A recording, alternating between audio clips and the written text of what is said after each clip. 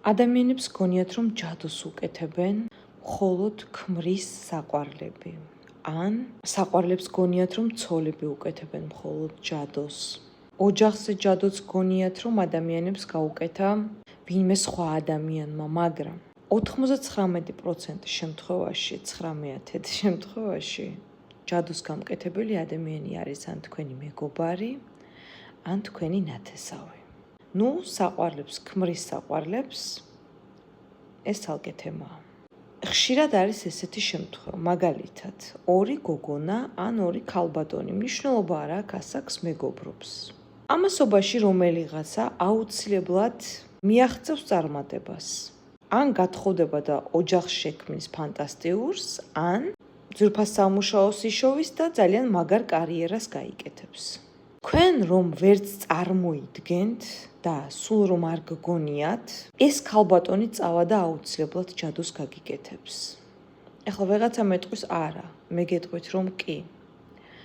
16 წლიანი გამოცდილება ამაში ლაპარაკის უფლებას მაძლევს. ეგ კი არა და კარგად რო იცმევს ადამიანი ზოგჯერ დაქალებიდან ერთ-ერთი კარგი ჩაცმული რომ არის. ძვირფასეულობაზე არაფერს ვამბობ, შეიძლება კარგი ჩაცმულ დაბანილი იყოს ხო ადამიანი და ლამაზად კონდეს თმა გაკეთებული, ესეც კი შეშურდება თქვენ დაქალს და ამის გამოც შეიძლება ბედი ჩაგიკეტოთ. ყველაზე მეტი პრობლემები და ბედის ჩაკეტვა მაინც დაქალებიდან მოდის. როგორც წინაზე ვთქვი, რომელიღაცა დაქალი თანაცხოვრებაში აუცილებლად წინ წავა, ან ოჯახის მხრივ, ან კარიერის მხრივ და რომელიმე აუცილებლად გაბოროტდება. რას აკეთებს ეს ადამიანი? თუ ძალიან გაბოროტდა, მიდის და გიკეთებთ ჯადოს. ან თქვენი ქმარი მიხავს და საწოლში უწვება, რამდენია ესეთი, ხო? დაქალმა რო ქმარი წაართვათ. ან მის ქმარს უკეთებს ბედის ჩაკეტვას ფულზე.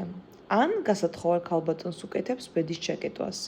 მოკლედ, თუ თქვენი საქმე ფიქრობთ, რომ ვერ მიდის ისე, როგორც უნდა იყოს და მოულოდნელად დაგეკეტათ ფული, თავს გრძნობთ დაღლილად, აღარ უვლით საკუთარ თავს, სახლიდან გასვლა აღარ გინდათ და ასე შემდეგ, ასე შემდეგ. სამსახურში პრობლემები გაქვთ, ან სამსახური საერთოდ დაკარგეთ, ჯერ მტრები მოიკითხეთ გარშემო და შემდეგ ნათესავებში.